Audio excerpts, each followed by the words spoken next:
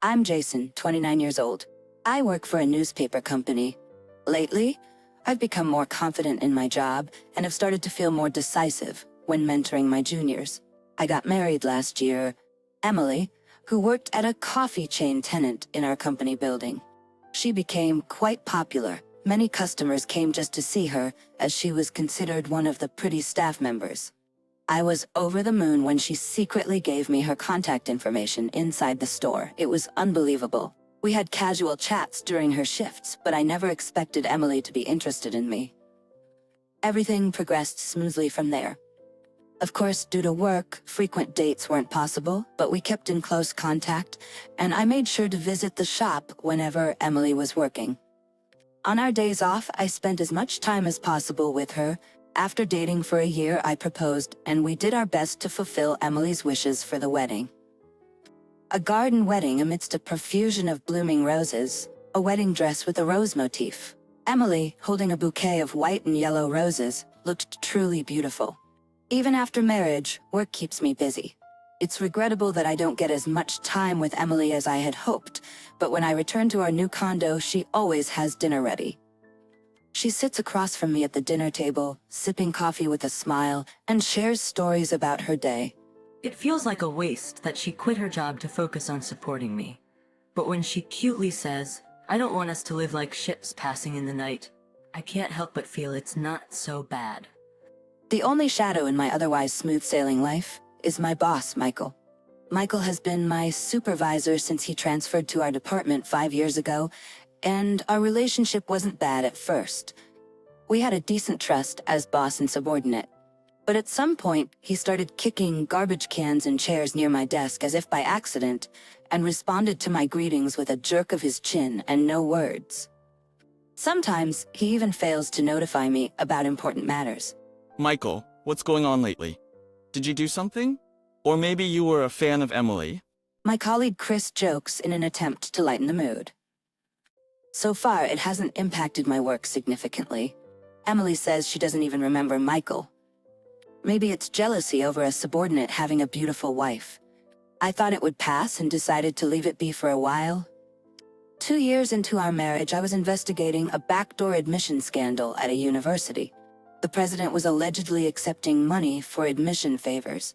I almost had solid evidence and cooperation from an insider, just a step away from completing the article. Then, one day I was called into the president's office. There were President Thompson, Michael, and Luke, my informant. Luke, why are you here?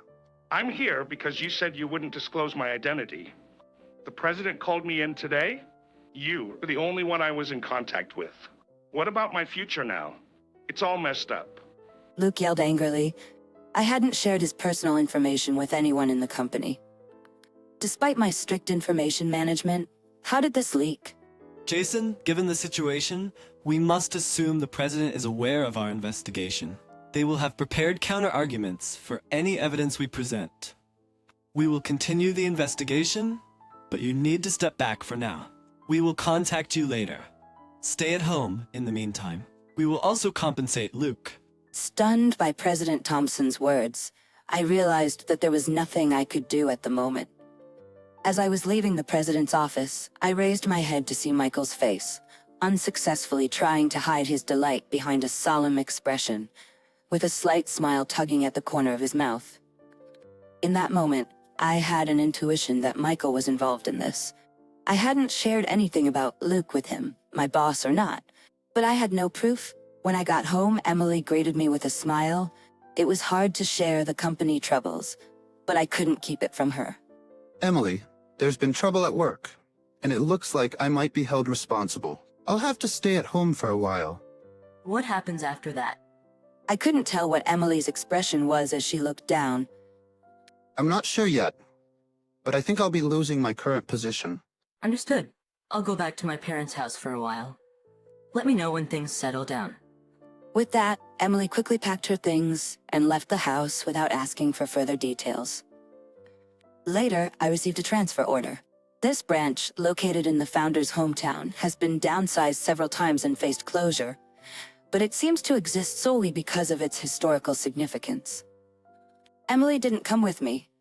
When I informed her about the transfer over the phone, she simply said, "I can't go to the countryside. The salary will be much less, right?" and hung up. Later, my father-in-law came with the divorce papers already filled out. I thought I could trust you with Emily. It's a shame it has come to this, but it seems she's not willing to support you. It's better for both of you to go your separate ways. I'm sorry. I should have brought her here by force. It turned out that Emily needed a husband who worked for a somewhat reputable company. That must be why she never complained about my late returns home. I didn't care anymore and signed the divorce papers on the spot. Life at the branch was peaceful, the staff was kind, and though they must have known the reason for my demotion, they never mentioned it. But I hesitated to get deeply involved with them and kept my distance on my days off. Most of my assignments were peaceful, like store introductions and culture columns. They might be assigning these to help me get accustomed to the area. After always having hectic days since joining the company, living like this might not be so bad. And so, life at the branch went on. Amidst all this, I was summoned to the main office after a long time. I was required to attend a meeting about thorough information management. Of course, due to the incident involving me, absence was not an option. Early one morning, as I was walking to the station, I saw someone crouched down in the station square. Rushing over, I found an elderly woman with white hair, panting and in distress. Are you okay? I asked. I'll be fine. She replied weakly, trying to stand up, but she suddenly collapsed. I supported her, but she seemed to have lost consciousness.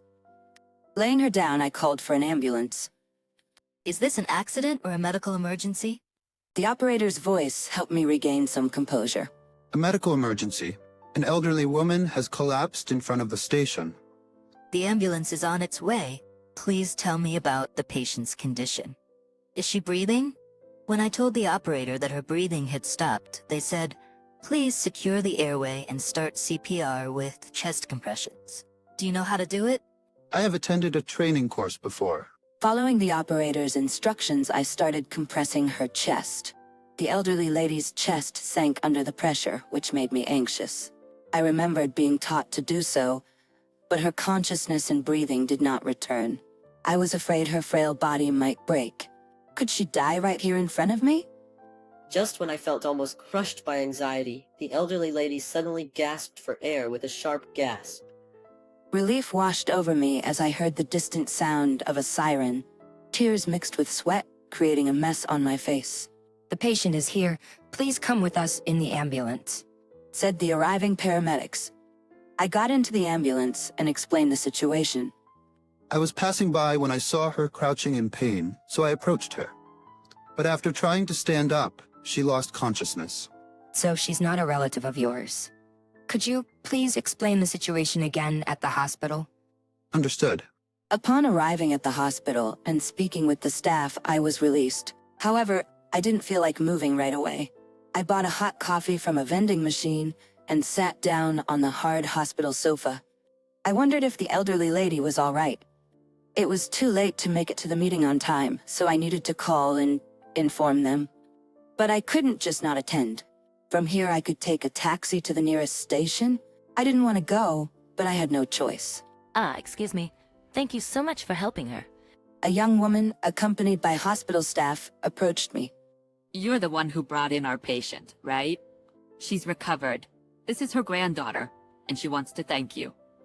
Thank you for finding my grandmother. She was saved because you found her and acted quickly. I really appreciate it, she said. She appeared to have rushed over, wearing no makeup and glasses. She flicked her hair and thanked me. It's all right. I'm glad she's okay. Now I must be going. Wait, were you heading to catch a train? Were you going into town? Let me drive you there, please.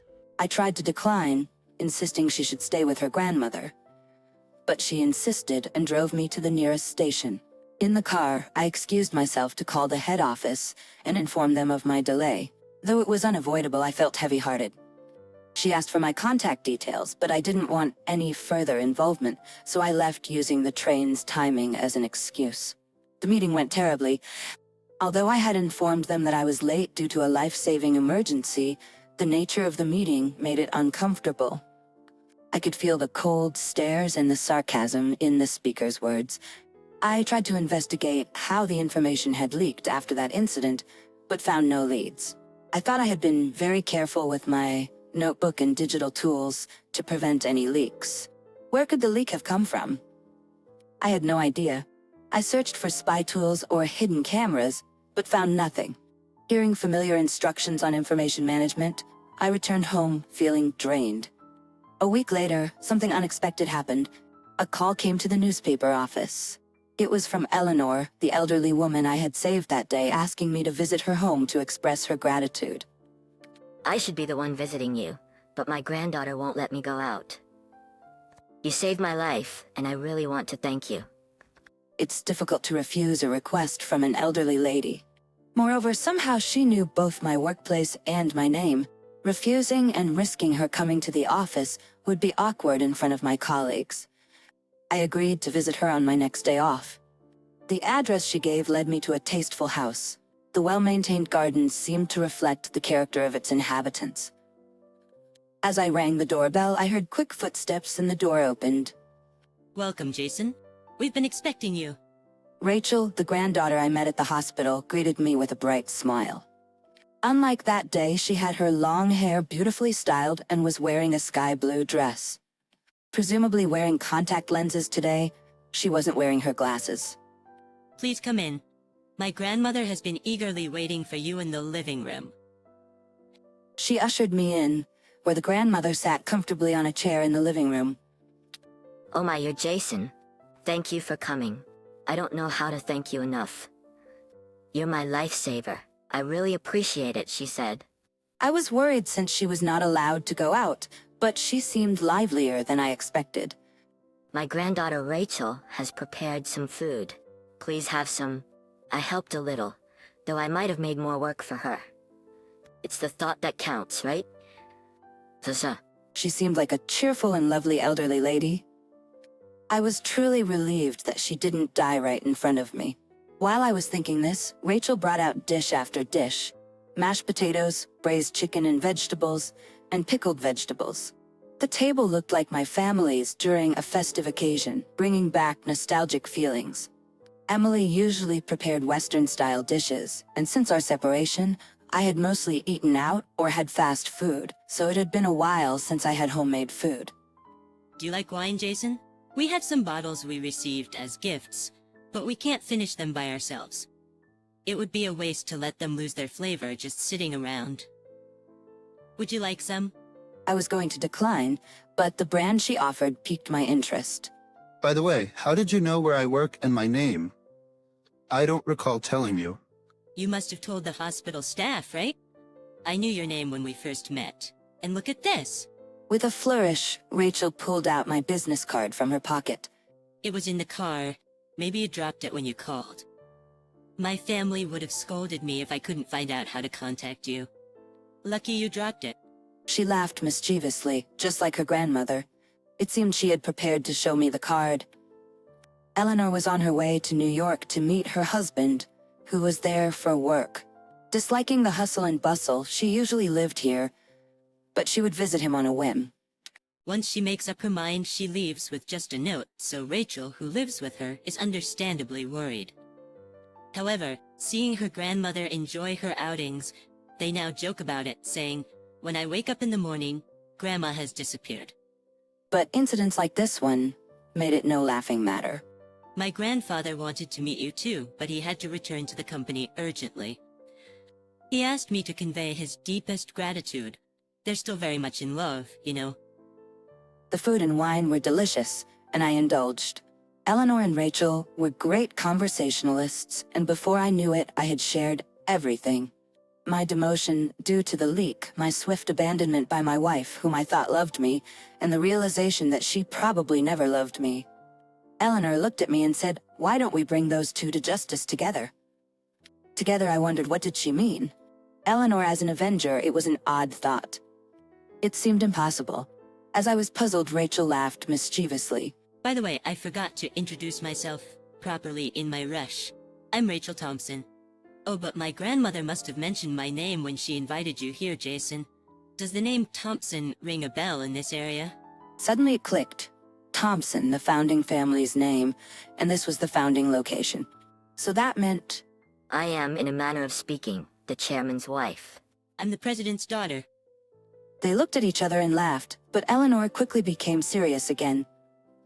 Listening to your story, Jason, it seems wise to investigate possibilities other than your mistake. Michael, was it? There's no evidence, but he doesn't leave a good impression.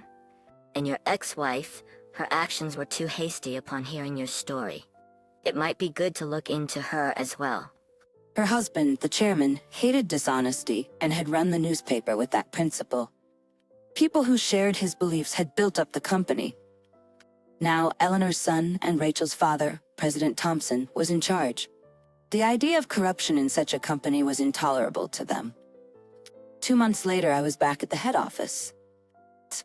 Michael, who had called the meeting, entered the conference room. Long time no see, Michael. You know why you've called me here, right? No, I don't. Maybe you're here for a promotion celebration? Anger rose inside me as Michael played dumb. It turned out he was the one who leaked the information to the university. And it was Emily who had informed him of my investigation. Michael and Emily were alumni of the same university and had dated for a while. However, Michael married another woman. Whether Emily working at the coffee shop in the newspaper building was a coincidence, or her pursuit was unclear. But she dated me and we got married. Behind the scenes, she had rekindled her relationship with Michael. Emily informed you about the contents of my notebook, didn't she? When I confronted her with evidence of infidelity, she easily confessed everything. It's just a lie, because she's upset that I dumped her. She's been a nuisance following me around since the old days. As Michael spat out these words, the conference room door swung open and President Thompson walked in. You really don't give up, do you, Michael? Using the car phone for your scheming was a sloppy move. There's plenty of evidence left behind. And it seems there are other matters, too. Smirking, President Thompson waved his cell phone and Michael, dumbfounded, hung his head. It was an abrupt conclusion, but he seemed to have resigned himself to the situation. I wasn't told what was on the cell phone, but it appeared Michael had several other offenses. Following President Thompson, the HR director, David, escorted Michael out of the conference room. An inquiry was to follow with disciplinary actions to be decided. Along with President Thompson, he apologized. Jason, I'm sorry. We failed to investigate properly and hastily moved you from your department to the branch office. From the inquiries we've conducted, we heard consistently that you were an outstanding journalist, and it's impossible for Jason to leak information. If you're willing, we'd like you to return to the main office. Thanks for the offer, but I like my current job. If you're willing to consider my request, I'd like to continue working at the branch. Plus, encountering Eleanor Thompson and this incident happened because I was there. Not everything was bad. Saying this aloud, any lingering regrets about the main office vanished. I returned to the branch, continuing to cover heartwarming local news. Eleanor Thompson, still experiencing some paralysis, often had meals with us, joined by President Thompson, who seemed concerned for her. I started dating Rachel. President Thompson and Eleanor had me cornered. I had no intention of running, nor did it seem possible. Recently, Rachel asked me, "What do you think about a reverse proposal?" But I just laughed it off. The problem is, Rachel is an only child, but I think a proposal should come from me, not in reverse.